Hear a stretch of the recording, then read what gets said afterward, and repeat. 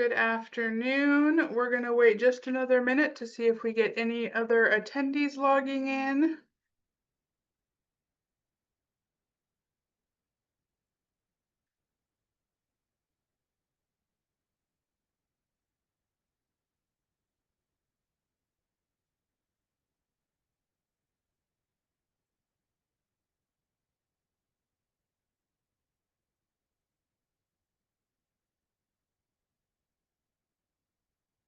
Right, just to be respectful of time, I'm going to go ahead and get started. It looks like the numbers of people joining is slowing down a little bit.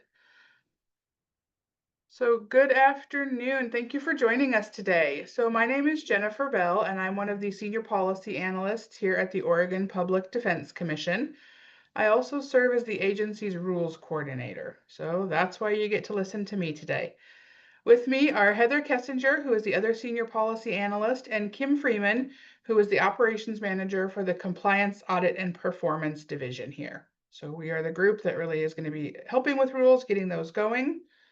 So we will have the chat function on today. I'll kind of pause at the end of each slide. Heather's going to be watching the chat function. So if you can drop any questions that you might have in that chat, we will get them that way. This session is being recorded. We're also going to post this to the OPDC administrative rules page after this, along with any questions we get. We'll do kind of a Q&A section.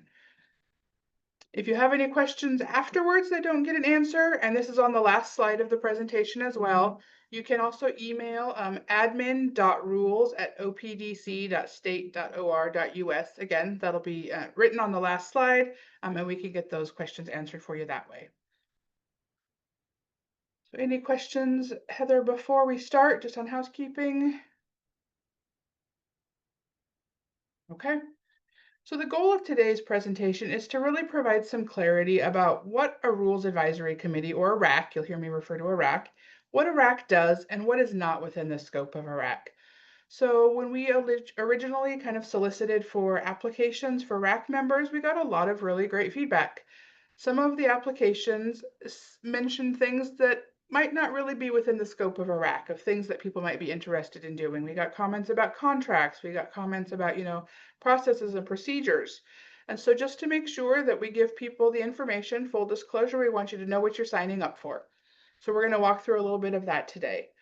I also want to talk about what sorts of things might be in a rule, the nuts and bolts process of working through a rule, so what that kind of process looks like, timelines, effective dates, and that sort of thing, and then answer any questions you might have about the RAC process.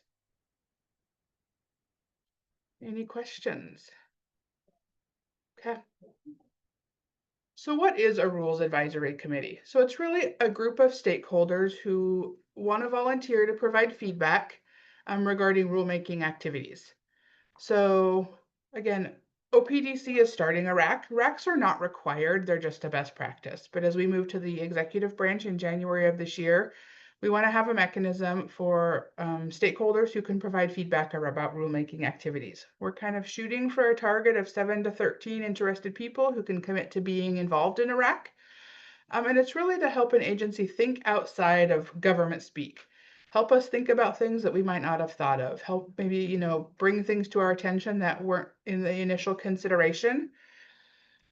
So again, it's really to solicit feedback on proposed rulemaking activities.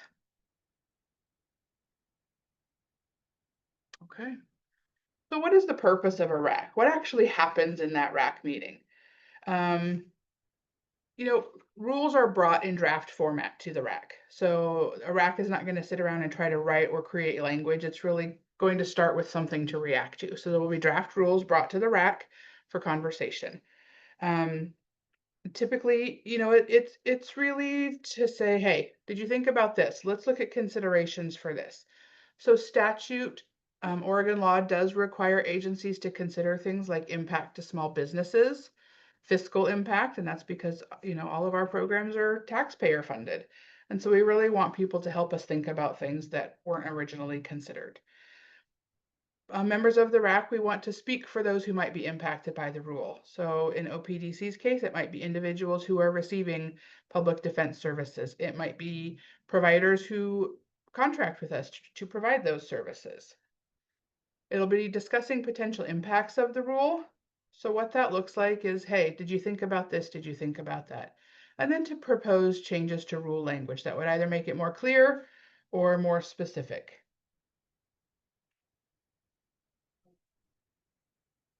Okay. So what is within the scope of a RAC? So really conversations around agency policies, agency processes and procedure. I'm sorry, this is what is not within the scope of a RAC. What is within the scope of a RAC? Again, we talked about small business, we talked about those sorts of things. What is not in scope of a RAC are conversations around agency policies, processes, procedures. We would not be discussing things like contracts, data, reporting, that sort of thing. And then a RAC is really not the appropriate place to handle complaints or issues regarding agency operations. There are certainly other places for that to happen. There's public comment periods throughout. Um, it's just not within the RAC. Any questions there?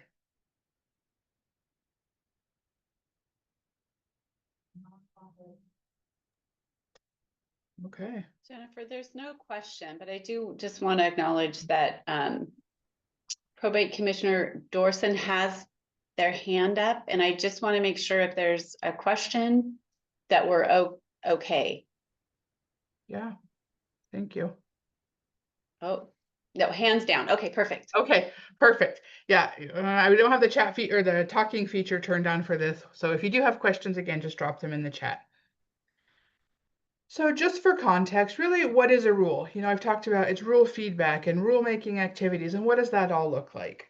So what is the purpose of a rule and what does that look like? So here you'll see some technical language, what does a law legally mean? How is that defined? I have an analogy that I like to use to say, what is the purpose of a rule? So statute or law in Oregon, they're kind of used interchangeably, might be passed that says OPDC is required to provide a banana to everybody that it comes in contact with. That would be the law. Very vague, very broad. What the rule would do is to answer questions like, what do you mean by contact? Is it every time we talk to somebody? If somebody emails us, do we have to mail them a banana? If somebody says, I don't like bananas, is the agency required to provide something similar? So the law or statute would say something very broad. Rule really talks about how that's put into place by the agency. So it drills down some of those specificities. So the banana example is obviously not accurate, but in the case of OPDC, it would be the agency is directed to provide, competent and effective legal counsel to those determined eligible to receive public defense services. Pretty broad.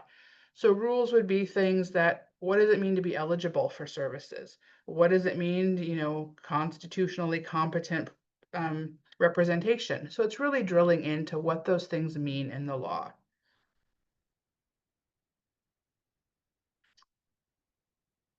Any questions there? Okay. So the other thing about a rule to keep in mind is that rules are intended to be more nimble than a statute. So if you've been involved in statute, legislative processes, that can take several years for a change to be effective. So if the agency or legislators decide that something needs to happen at the statute level, those things have to be filed sometimes 2 to 3 years in advance.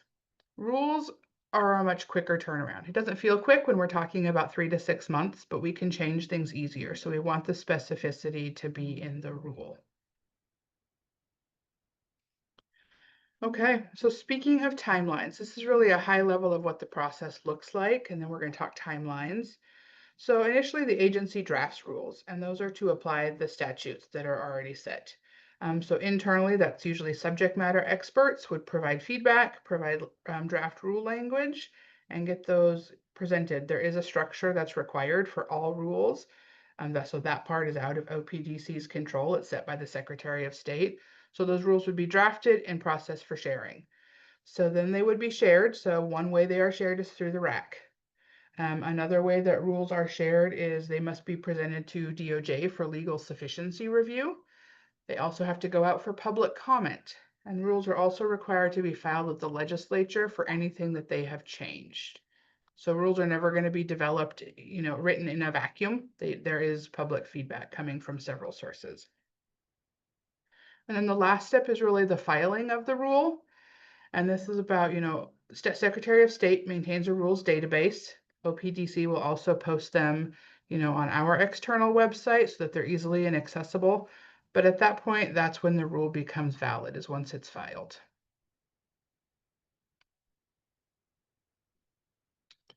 So for OPDC's first rules, we are looking at a target effective date of October 1st. And so this is a kind of a timeline right now. We say 4 to 6 months for a rule to go into effect. And so as you can see, we're here in June. This is where we are having this RAC information session. Following today's session, we're going to send out an email to all of the applicants and say, hey, based on this information, is this still something you're interested in? Those who say yes will say, great, this is the schedule of meetings, and get those set. In July, I will finish working to gather draft rule language and get those going. And in August, we'll have our first official RAC meeting. So prior to that meeting, we'll send out the paper copies electronically, so you'll have a chance to review rules before that meeting. Usually it's 2 to 3 weeks out.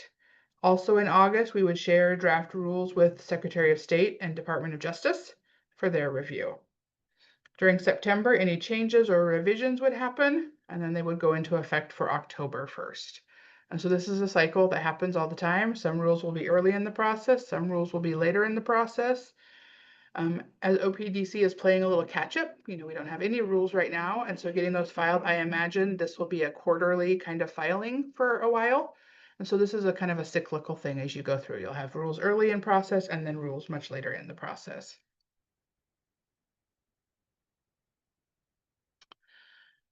So again, trying to decide if this is the right group for you and if this is how you want to engage with us. OPDC's first rules are really expected to be kind of foundational. We're looking at things like definitions and acronyms, and then a rule that talks about what gives us the authority to act as an executive branch agency. RAC members should remember that participation will likely include one meeting a quarter. There are caveats that allow for an emergency. So I'll just use COVID as an example. During, COVID, agencies had to make pretty quick rules and they did some emergency filing. That's not general practice, but that is allowed in statute. RAC members will be asked to review proposed rules prior to each meeting. Again, I think the intention will always be to give you several weeks to have those rules, to have a chance to look at them, and to be prepared for conversations during the actual RAC meeting. Even those who are not involved in a RAC will have the opportunity to provide feedback. Rules will be posted, they'll be subject to public comment. So even if you can't commit the time or maybe think this isn't the right audience, the right group for you, again, there's still ways to get feedback. And that our first RAC meeting is tentatively scheduled for August 6th. So we're looking at about 2 months out, a little less than 2 months for that, and then there'll be quarterly after that. So again, this is really just meant to be info. I will send out an email either today or early next week, since we have a holiday coming up, just saying, hey, you were here, we want to get you the information.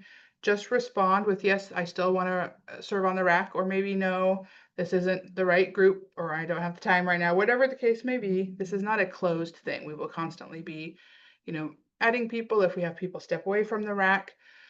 So we will maintain an interested parties list. And then if you have other questions about the process or about rulemaking in general, have added that email that I talked about here to the end of this slide.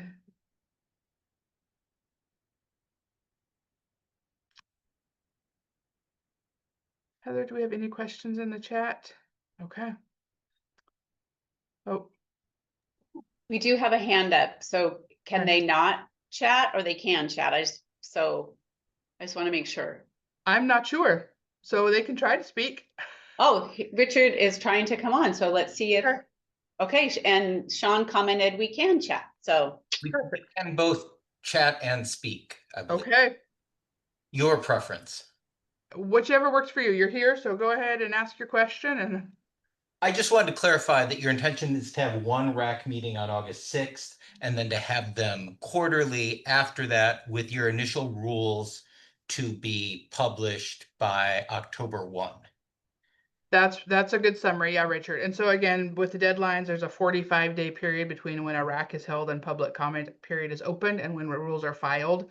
That's why we like to give a little cushion and give you a little bit more time. So generally, 45-ish days before the filing is when the rack would happen. But yep, you got the dates right on that. And what do you see as the advisory role of the RAC?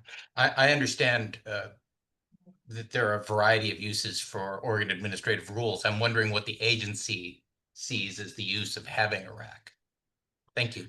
Yeah, so again, racks themselves are not required. What the agencies are required to do is to solicit public comment, to put them out for feedback. So really the rack is seen as a way to do that in kind of a collective, if you have a question, someone might also have a question, and to have conversations about, maybe implications of the rule or recommendations. If you change this word, it might mean this, or do this. And just to really help refine that proposed rulemaking. I do not claim to be a subject matter in all things public defense. I say I'm more of an expert in the process of rule writing and getting things through all the steps, but the content of rules, we want to make sure we have a holistic, appropriate rule as much as possible within the confines of statute. And so that's really what we would ask the RAC members to look at, is just to help us make sure we've dotted our I's, crossed our T's, and thought about everything. Does that answer your question? Yes, thank you. Of course.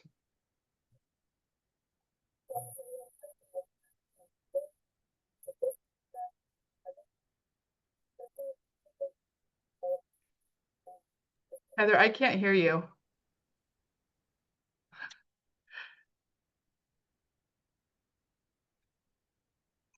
Can you hear her, Kim? No, it was all muffled. Okay.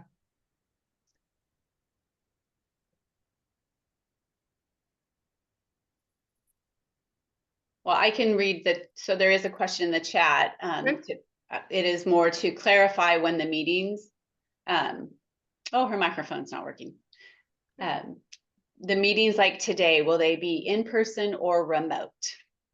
So the plan is to offer both. So we will have a room set up if people are here and want to have FaceTime. I know that's a novel concept now. So we will have the option for both, because we really want to make sure we get feedback and representation from the whole state. We have, rural representation, more metropolitan. So we will have both as options.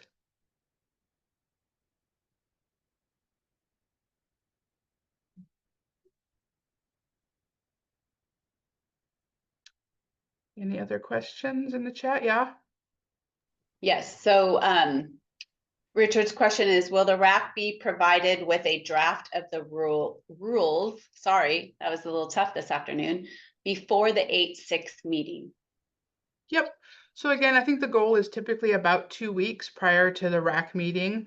I'll send electronic copies of the draft rule language out to RAC members so that you'll have a chance to come prepared with comments or questions that way, a little more informed.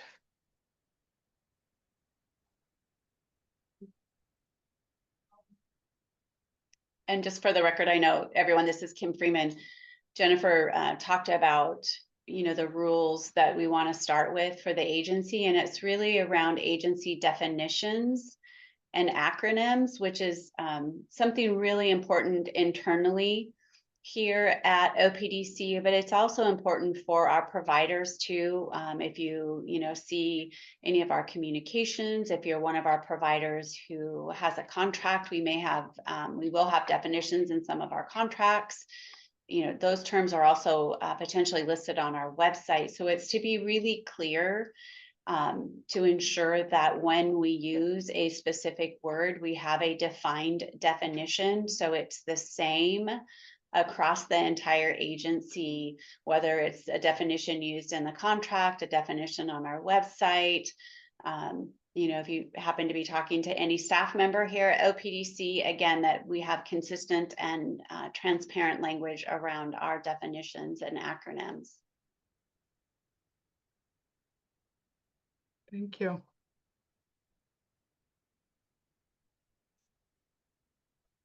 Any other questions, or does that cover us? Yeah.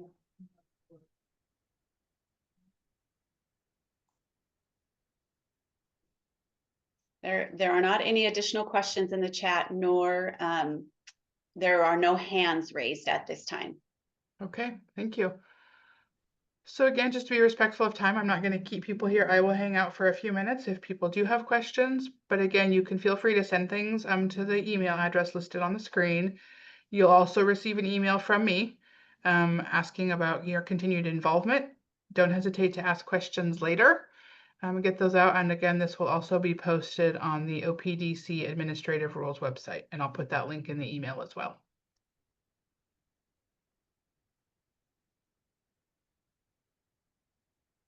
All right. Thank you all. Have a good afternoon.